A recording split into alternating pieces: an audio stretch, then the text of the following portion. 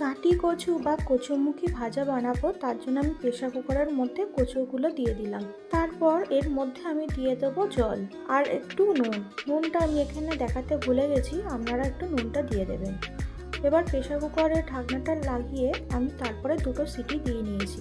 এবার কড়াইতে সর্ষের তেল দিয়ে দিলাম শুকনো লঙ্কা আর জোয়ান ফোড়ন, আর দিয়ে দিলাম কচুটা আর অল্প একটু নুন।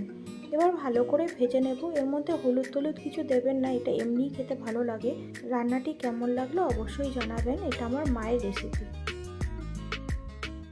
গাঁটি কচু বা কচুমুখী ভাজা বানাবো, তার জন্য আমি প্রেসার কুকারের মধ্যে কচুগুলো দিয়ে দিলাম। তারপর এর মধ্যে আমি দিয়ে দেবো জল আর একটু নুন।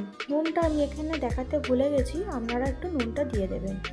এবার প্রেসার কুকারের ঢাকনাটা লাগিয়ে আমি তারপরে দুটো সিটি দিয়ে নিয়েছি।